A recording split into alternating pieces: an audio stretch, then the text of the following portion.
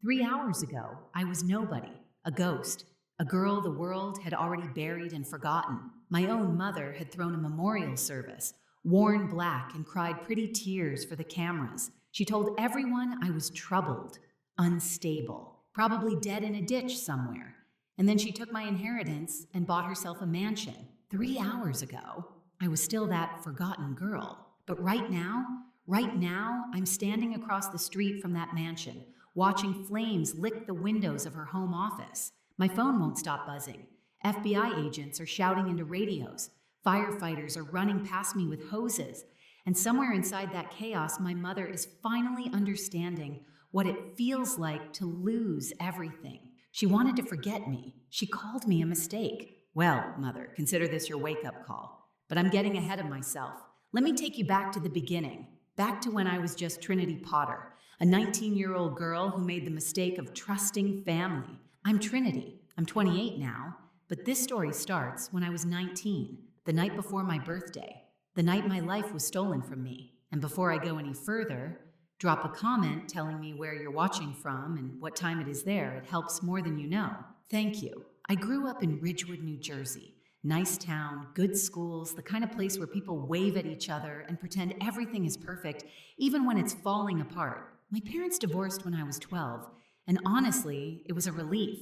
The fighting had been brutal, the silence between fights even worse. My dad, Marcus Potter, was a firefighter, the real deal, the kind of man who ran into burning buildings and somehow still made it home to help me with homework. He wasn't perfect, but he loved me in that simple, steady way that makes you feel safe in the world. My mother, Diane, was a different story.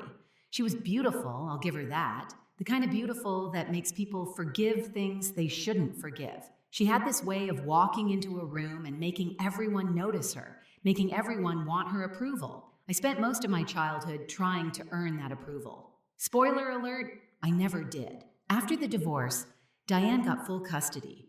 She had a better lawyer, a better story, and honestly, a better performance. She cried in court about being abandoned, about struggling to raise me alone. Never mind that Dad paid child support on time every single month. Never mind that he showed up for every school play, every soccer game, every parent-teacher conference while she was getting her nails done. The court believed her tears. Courts usually do. But Dad didn't give up on me. He got every other weekend, and he made those weekends count.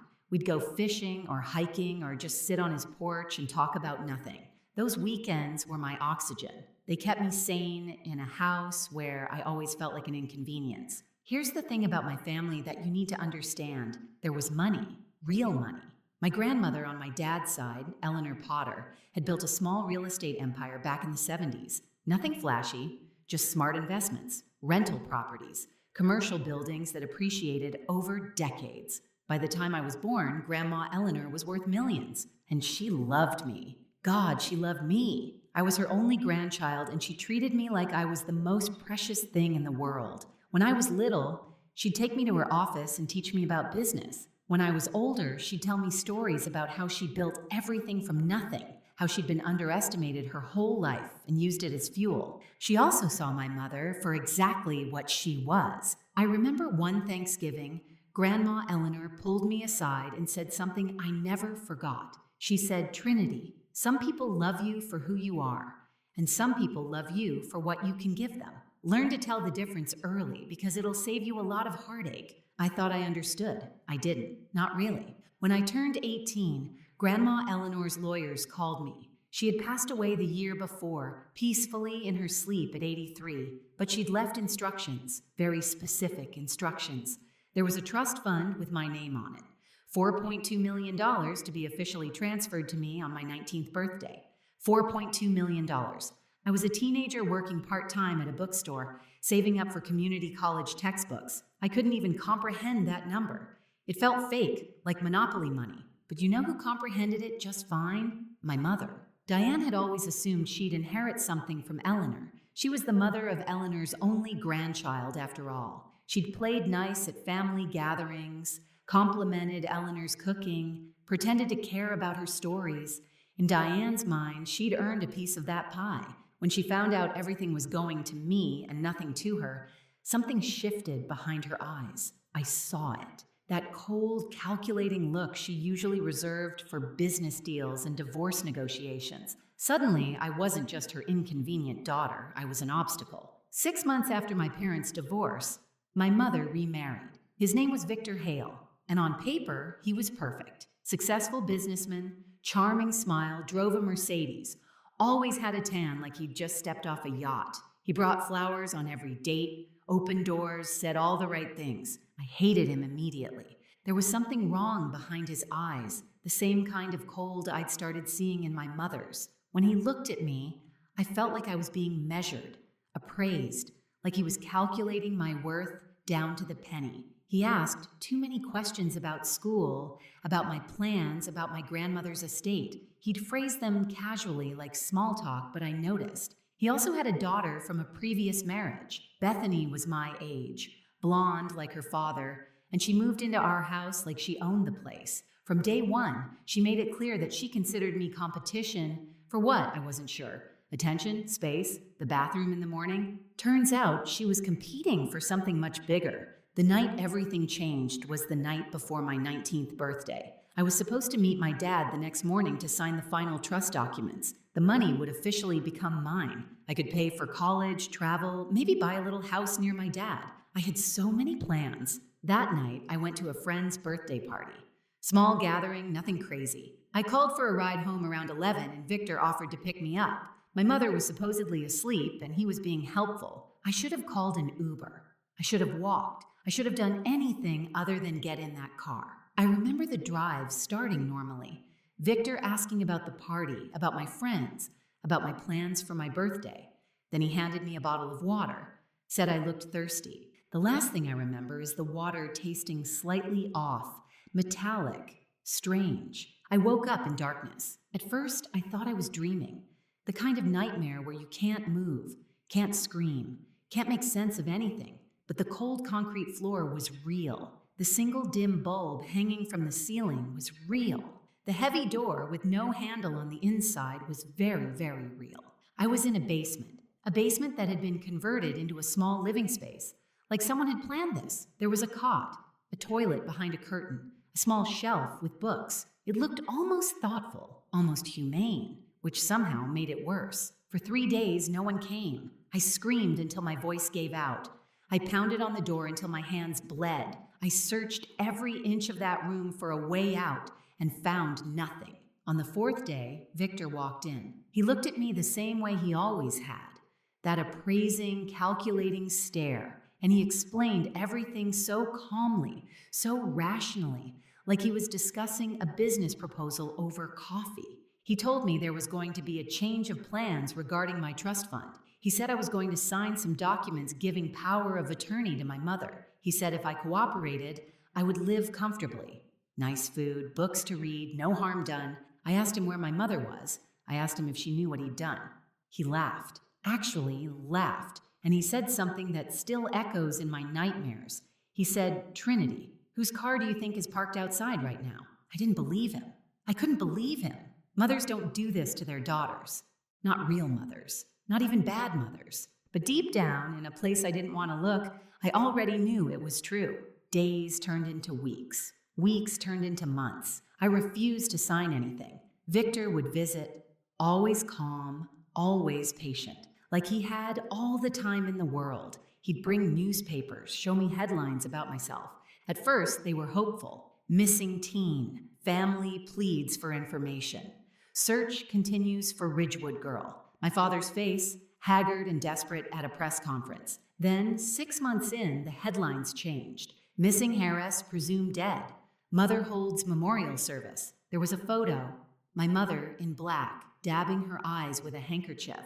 Bethany beside her, appropriately somber. A crowd of people I barely knew gathered to mourn a girl who wasn't dead. Victor explained the legal situation like he was proud of it.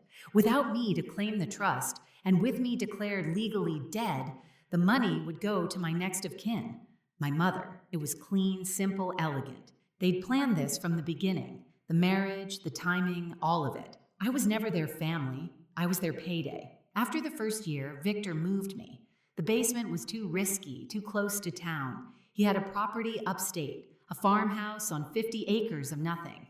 No neighbors, no passing cars, no chance of anyone hearing me scream. The new room was slightly bigger. Same setup, though: cot, toilet, books.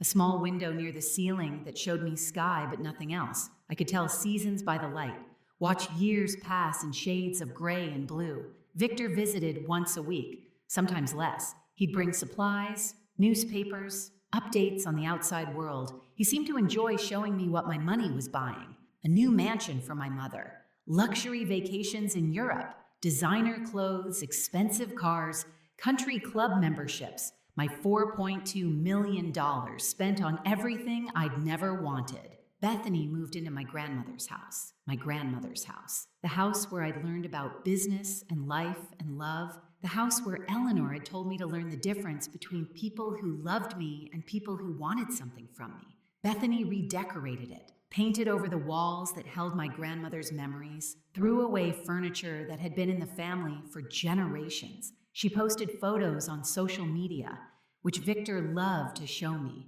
"Look at her living your life," he'd say. "Doesn't that make you want to cooperate?" It made me want to survive. That's what it made me. In year 3, I saw something in the newspapers that nearly broke me. Bethany's engagement announcement. She was marrying Derek Chen. Derek Chen.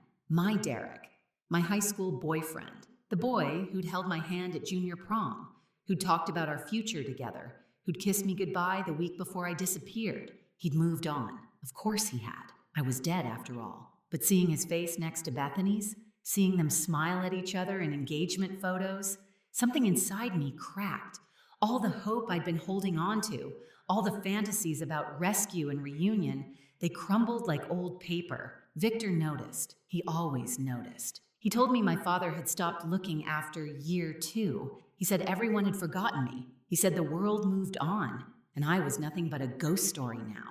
A cautionary tale parents told their children about accepting rides from strangers. I wanted to believe he was lying. I had to believe he was lying. Because if he wasn't, if everyone really had forgotten, then what was I surviving for? I held on to my grandmother's words like a life raft. Potter women don't break. We bend and then we snap back. I bent. God, I bent so far I thought I'd shatter, but I didn't break. Years passed. I learned to survive in that room. I exercised to keep my body strong. I read every book Victor brought, keeping my mind sharp. I watched, I listened, I waited. Victor had an assistant who delivered supplies sometimes, a quiet woman named Rosa, maybe 40, with sad eyes and careful movements. She never spoke to me, barely looked at me, but I noticed things about her. Bruises on her wrists, a flinch when Victor raised his voice, the way she moved around him like someone navigating a minefield. Victor controlled her too. I didn't know how, didn't know the details, but I recognized a fellow prisoner when I saw one.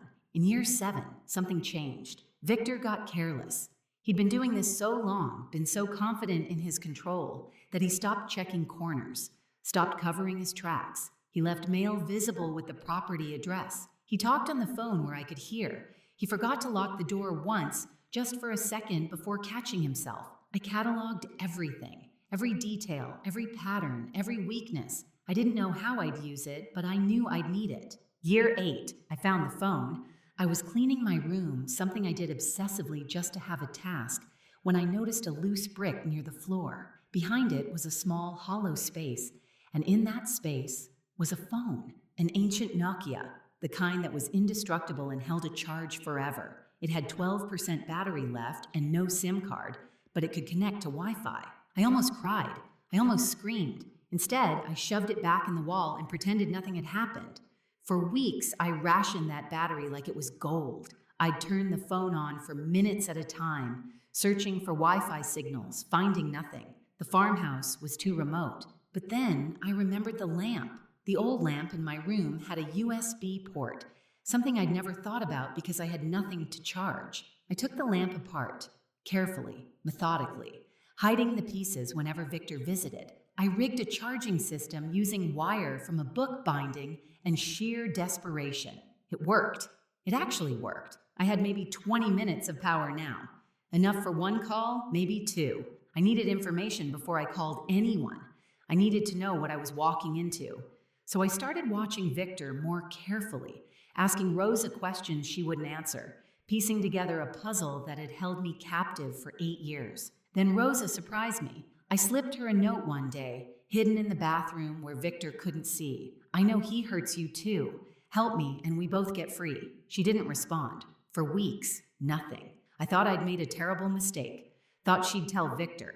Thought I'd just sealed my own fate. But one morning, when she brought my breakfast, there was a piece of paper hidden under the plate. Her handwriting was shaky, scared, but clear. Your father never stopped looking. He's in Ridgewood still. Here's his number. My father, my dad, he never stopped. Victor had lied. Everyone had lied.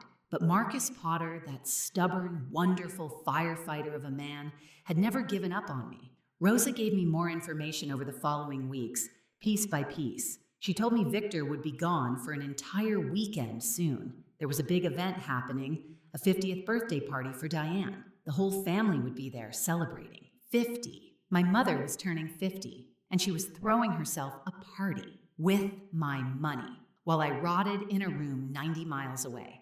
But here's the thing about being angry for 9 years. It clarifies things.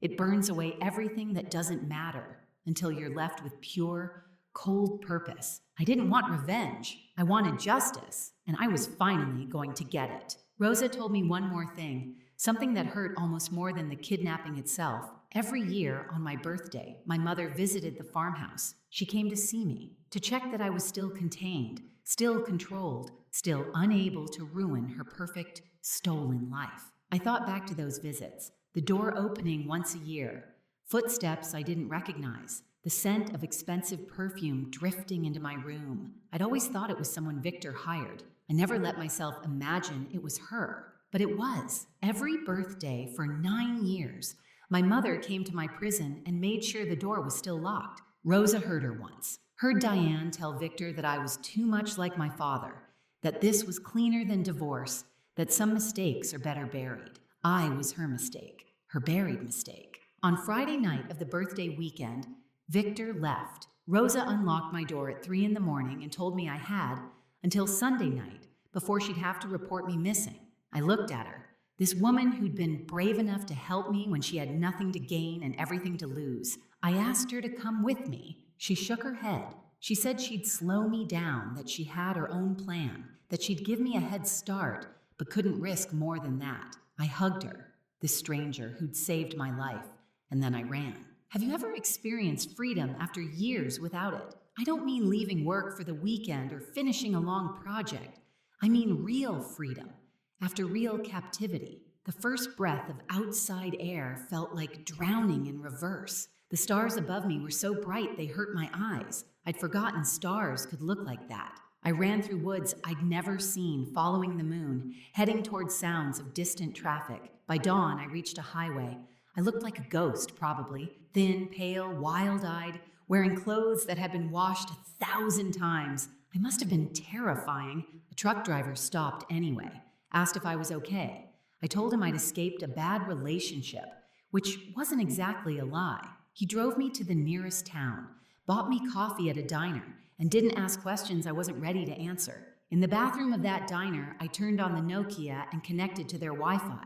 My hands were shaking so hard I could barely tap the numbers, but I dialed my father's phone, the number Rosa had given me, and I waited. 3 rings, then his voice, older, tired, but unmistakably him. I couldn't speak at first. 9 years of silence had made words feel impossible. But then I heard him say hello again, confused, about to hang up.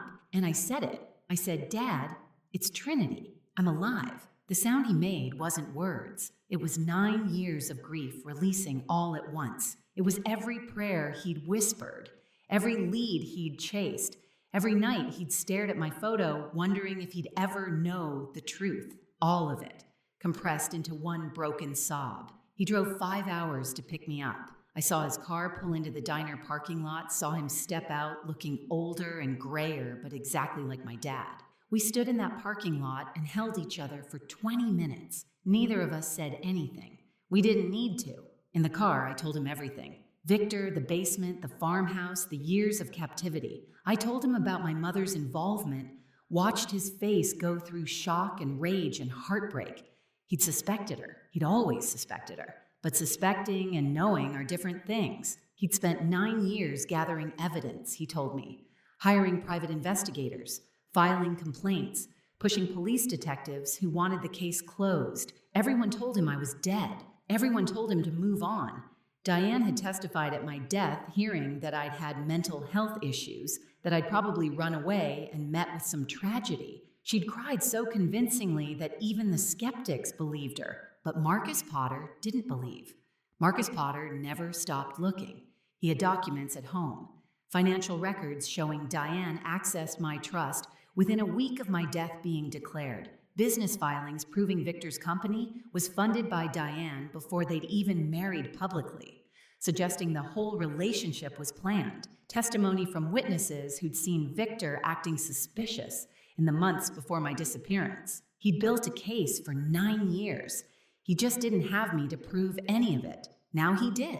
And hey, if you could hit that subscribe button, leave a like, maybe drop a comment about what you think should happen next, you'd be making my whole day. This story is for you, and I'm so grateful you're here. Dad had a friend, Howard Patterson, retired FBI agent. He'd worked missing persons cases for 30 years, and Trinity's case had always bothered him. The evidence of foul play was there, but political pressure from Diane's connections had kept it classified as a probable runaway. Howard was 72 years old and still sharp as a knife. When Dad called him at 6 in the morning saying Trinity's alive, Howard didn't ask questions. He just said, "Bring her to me." We drove to Howard's house, a modest place filled with files and caseboards and the evidence of a lifetime spent chasing justice. He listened to my story, asked precise questions, made notes in a leather journal.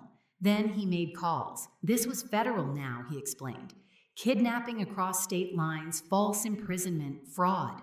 The FBI would want to move fast before Victor and Diane realized I'd escaped. But I had a different idea. Howard wanted to do this quietly, arrest them in their homes, avoid publicity, build an airtight case. It was the smart approach, the professional approach. It was also wrong. I wanted Diane to know it was me. I wanted to look into her eyes and show her that the mistake she'd tried to bury had clawed her way back to the surface. I wanted the whole world to see what she'd done. Howard warned me it could go wrong, that emotions make bad strategy, that revenge fantasies rarely survive contact with reality. I told him this wasn't revenge. This was justice, and justice deserves to be seen. He agreed to let me have one confrontation, one moment before the arrests. After that, I'd step back and let the law do its job. We made a plan. Saturday night, Diane's 50th birthday party. The country club was lit up like a palace. Valets parking luxury cars, guests in designer gowns, champagne flowing like water. 200 people had come to celebrate my mother's half-century of existence. 200 people eating canapes bought with my inheritance, toasting a woman who'd imprisoned her own daughter. I watched from a parked car across the street. My father sat beside me, tense and silent. We could see the party through the floor-to-ceiling windows. Diane gliding through the room like a queen, accepting compliments, laughing at jokes. She wore diamonds around her neck, diamonds that should have been mine, diamonds that my grandmother probably would have wanted me to have on my wedding day. And there was Bethany, my stepsister, my replacement, twirling to show off her engagement ring to anyone who'd look. Derek stood beside her, handsome and hollow, clapping along with the crowd when Diane made a toast. 9 years ago, that could have been my life. Those could have been my friends, my celebration, my future. Instead, I'd spent nearly a decade counting ceiling tiles and rationing hope like food stamps. But tonight wasn't about what I'd lost. Tonight was about what I was going to take back. While everyone celebrated at the country club, Dad and I drove to Diane's mansion. The security system was expensive but predictable. Dad had studied it for years, hoping for exactly this moment. We had maybe 2 hours before the party ended, 2 hours to find the evidence that would bury my mother forever. I walked through the front door of a house I'd never seen before. My mother had bought it 3 years ago, according to public records. 6 bedrooms, 4 bathrooms, a pool, a wine cellar, all paid for with money that was supposed to be mine. The strangest part was the photos, or rather the absence of them. Every wall, every shelf, every surface was covered with pictures of Diane. Diane at galas, Diane on vacation, Diane with celebrities and politicians, and anyone who made her look important. But there wasn't a single photo of me. Not one. It was like I'd never existed. I knew I should have felt sad about that, but honestly, I felt relieved. She hadn't pretended to grieve me in private. She hadn't kept a secret shrine of guilt. She'd simply erased me, completely and efficiently, like deleting an old email. At least I knew exactly who she was now. Dad stayed near the front door, watching for headlights. I went to find what we came for. My mother's home office was upstairs, a beautiful room with a mahogany desk and floor-to-ceiling bookshelves. Very impressive, very expensive, very Diane. And right behind her desk, exactly where I knew it would be, hung a portrait of herself. Some people hide their safes behind family photos or artwork they love. My mother hid hers behind a painting of her own face. If that doesn't tell you everything you need to know about Diane Potter Hale, nothing will. The safe combination was her birthday. Of course it was. She'd never been creative about passwords, always choosing dates that celebrated herself. I punched in the numbers and heard that beautiful click. Inside, I found everything. Documents showing the trust transfer signed with forged signatures. Communication records between Diane and Victor dating back to before their marriage. Planning everything. Financial statements tracking exactly how my $4.2 million had been spent over 9 years. And at the bottom of the pile, a USB drive labeled VH Insurance. I plugged the drive into Diane's own computer. There were audio files, dozens of them. Victor had recorded his conversations with my mother, probably as leverage in case she ever tried to cut him out. Smart man. Evil, but smart. I played one of the recordings. My mother's voice filled the room, clear and cold and unmistakable. Just keep her contained until the trust fully vests in my name. Then I don't care what happens to her. I'd imagined hearing something like that for years. I'd wondered if it would break me, if the final confirmation of my mother's betrayal would shatter whatever was left of my heart. But sitting there in her office, listening to her discuss my imprisonment like a business expense, I felt nothing but calm. She'd shown me who she was. Now I had proof. I copied everything to my phone, then put the originals back. We needed the chain of evidence to be perfect. Howard had been very clear about that. Anything we took could be challenged in court, but anything the FBI found with a warrant was untouchable. I was about to leave when I noticed a folder I'd missed. It was tucked behind some tax documents. Ordinary looking, easy to overlook, but the label caught my eye. DC correspondence, Derek Chen, my Derek, my high school love who'd ended up with my stepsister. I opened the folder and felt my heart crack one more time. There were letters between Derek and Bethany, printed out and saved. Love letters, sure, but also something else. Plans, discussions. Bethany had told Derek the truth about me 3 years ago. She'd confessed that I was alive, imprisoned, not coming back. And Derek had responded not with horror, not with a plan to rescue me, but with relief. Thank God he'd written. I was worried this would come out someday. But if she's contained, we're safe. We can have the life we deserve, the life they deserved. Built on my grave, built on my grandmother's money, built on the assumption that I would rot in a farmhouse forever. Derek hadn't loved me. Maybe he never had. He'd loved the idea of the Potter fortune.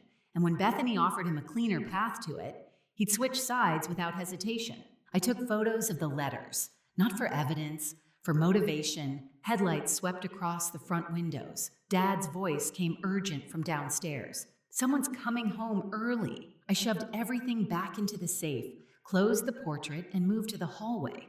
Footsteps on the front porch, a key in the lock. I ducked into a guest bedroom closet and held my breath. It was Bethany. I could hear her stumbling, drunk, talking too loud on her phone. She was arguing with Derek about something trivial, wedding colors or invitation fonts. Her voice was shrill and slurred, so different from the polished image she projected in public. She stumbled past the guest room. She didn't check the office. She didn't notice anything wrong. She just complained her way to the master bedroom and slammed the door. I waited 10 minutes, then crept downstairs. Dad was pale but steady. We slipped out the back door and drove away without anyone seeing us. That night, we gave everything to Howard. The documents, the recordings, the financial trail. He listened to the audio files with an expression I'll never forget, a mix of disgust and satisfaction. "This is enough," he said, "more than enough. But Trinity, the FB, I wants to move quietly. Strategic arrests, controlled press release. Are you sure you want to do this your way?" I was sure, because my mother had spent 9 years believing she'd won. She'd thrown parties and bought mansions and erased me from existence, confident that her perfect crime would never be discovered. She deserved to find out the truth the same way I'd found out mine. Sudden, public, and devastating. Sunday morning. Victor had discovered I was gone by now. I could imagine his panic, the frantic calls to my mother, the realization that their carefully constructed prison had finally failed. They'd assume I'd go to police. They'd start preparing lies, alibis, cover stories. They'd call their expensive lawyers and their connected friends. They'd try to paint me as unstable, traumatized, unreliable. But I wasn't going to the police, not yet. I sent my mother a text from a number she wouldn't recognize. Just 2 words. "Hi, Mom." No response for an hour. Then, finally, "Who is this?" I typed back, "I'm alive." "Did you miss me?" This time, the response came fast. "This isn't funny. I'm calling the police." I smiled at that. The police. The same police she'd manipulated for 9 years. The same police who'd closed my case because Diane Potter Hale had powerful friends. I sent one more message. "Check your safe, Mother. The one behind your portrait." 20 minutes of silence. I could picture her rushing home from wherever she was, tearing through her office, staring at the evidence of her own crimes, wondering what I'd seen, wondering what I'd taken, wondering how much I knew. Her call came through. I didn't answer. She texted instead. "What do you want?" And here's where I could have been cruel. I could have demanded money or an apology or some dramatic confrontation. But I realized I didn't want any of that. I just wanted to understand. I wrote back, "I want to know why. Why did you do this to me?" Her response took 5 minutes. When it came, it was longer than anything she'd ever written to me in my entire life. "You were always a mistake, a reminder of your father, of a life I wanted to forget. Eleanor always loved you more than she loved me. She gave you everything and left me nothing. That money was supposed to be mine. I earned it, putting up with her lectures and her judgment for years. You didn't earn anything. You just existed. So yes, I corrected things. I made sure the money went where it belonged. You should have stayed gone, Trinity. You're just a mistake of my past that I want to forget." I read those words 3 times.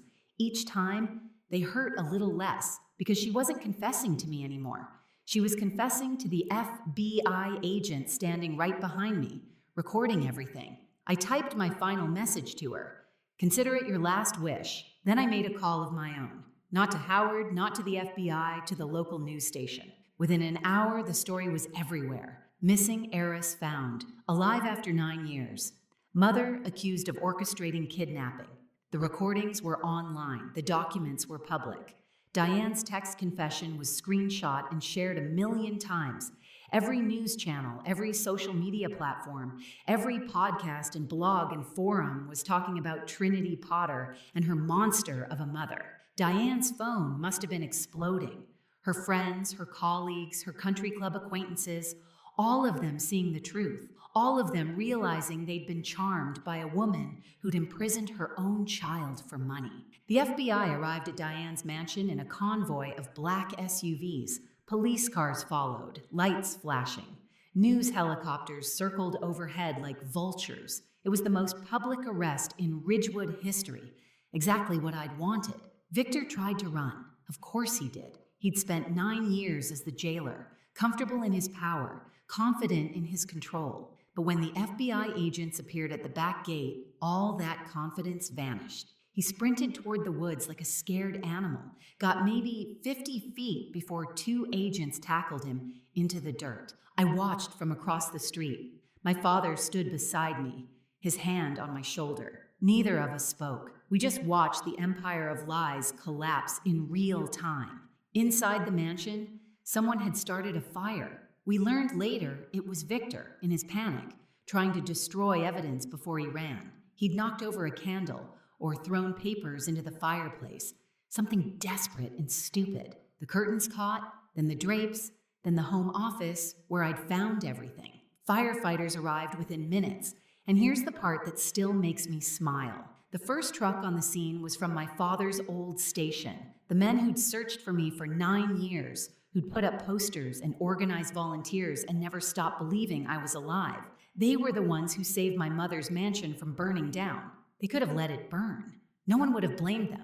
But that's not who they were. That's not who my father raised them to be. Bethany was arrested trying to leave through the garage.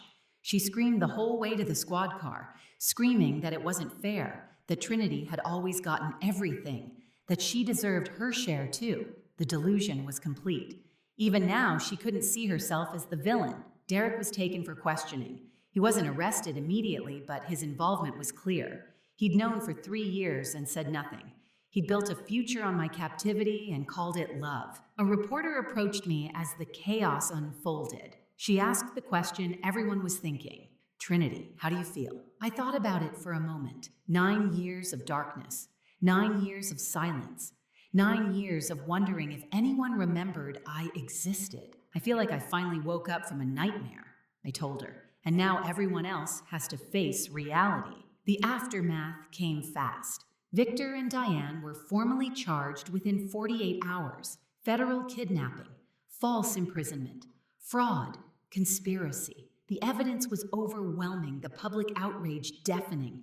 No lawyer in the country wanted to touch their case. Even the expensive ones have limits. Rosa came forward as a witness. She testified about everything she'd seen and heard over 9 years. The basement, the farmhouse, Diane's annual visits to check on her imprisoned daughter. Her testimony was devastating, detailed, impossible to refute. In exchange for her cooperation, the FBI provided Rosa with protection and a path to legal status. She'd been undocumented, which was how Victor controlled her. He'd threatened deportation, separation from her family, destruction of everything she'd built in this country. For years, she'd lived under that threat, too scared to help me, too kind to ignore me completely. I visited her after her testimony. We sat in a small coffee shop, 2 women who'd survived the same monster. Thank you, I told her. You gave me my life back. She shook her head.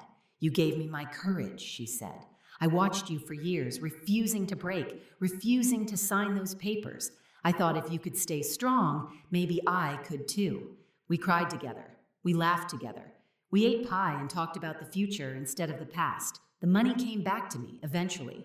Not all of it. Diane had spent nearly $2 million on her lifestyle, and that was gone forever, absorbed into mansions and vacations and diamonds that had already been sold for legal fees.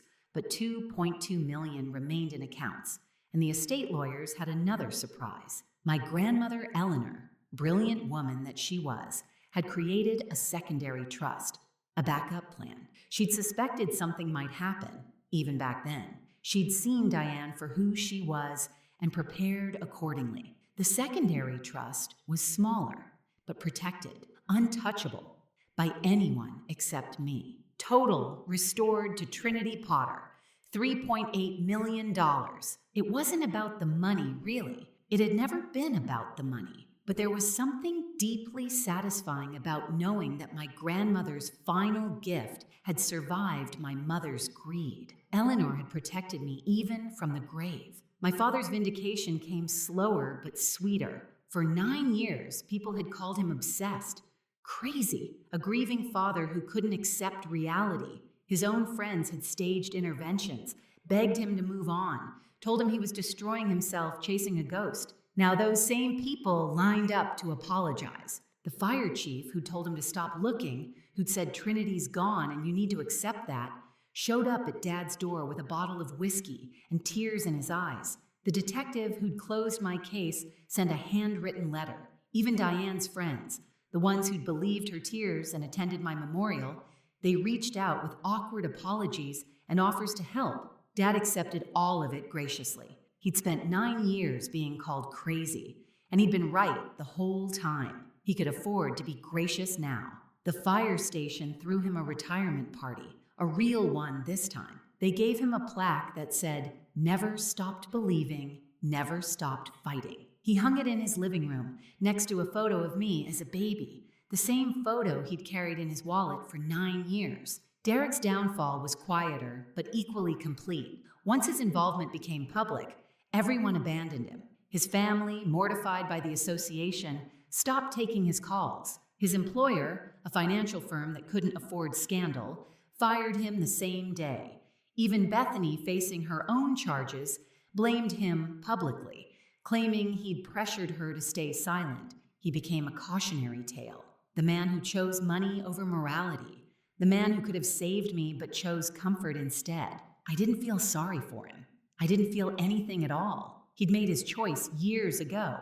Now he lived with it. A reporter asked me about my plans during one of the many interviews that followed. I was still adjusting to cameras, to questions, to being visible after so long in darkness. But this question made me smile. Well, I said, first I'm going to eat at every restaurant I missed for 9 years. Then I'm going to catch up on movies. I disappeared before the Marvel Cinematic Universe really got going, and I have a lot of homework to do. I'm still on Iron Man 2. The reporter laughed. America laughed. For the first time in 9 years, I laughed too. 1 month after everything happened, I visited my mother in county jail. She looked different without her makeup. Her hair salon appointments, her designer clothes. She looked old, not dignified old, not graceful old, just small and tired and ordinary. The glamour had been a costume, and without it, she was just a woman in an orange jumpsuit waiting for her life to end. She expected me to gloat. I could see it in her eyes, the defensive anger, the prepared speeches about how I'd ruined everything. She'd probably rehearsed this moment, practiced her cruelty, sharpened her words into weapons. I didn't give her the satisfaction. I just wanted to see you one more time, I said, to tell you something. She waited, jaw tight, ready to fight. I forgive you. The words hit her harder than any insult could have. She blinked, confused, then angry. Forgive me? I don't need your forgiveness. I know, I said, but I needed to give it. Not for you, for me. Holding on to anger is exhausting, and I've spent 9 years being exhausted. So I'm letting go. I forgive you for what you did, and I'm walking away. And I'm never thinking about you again. I stood up. She called after me, something bitter and sharp, but I didn't hear it. I was already walking toward the door, toward the sunlight, toward the rest of my life. My father was waiting in the parking lot. He asked where I wanted to go. Home, I said. Grandma's house, my house now. Let's go home. The sentencing came 3 months later. Diane and Victor each received 25 years. No possibility of parole. The judge called it one of the most calculated, cruel cases of family betrayal he'd ever seen. He said the only reason he wasn't giving them life was because the law had limits, but that he hoped they'd spend every remaining day of their lives understanding what they'd destroyed. Bethany got 5 years, reduced for testifying against her father and stepmother.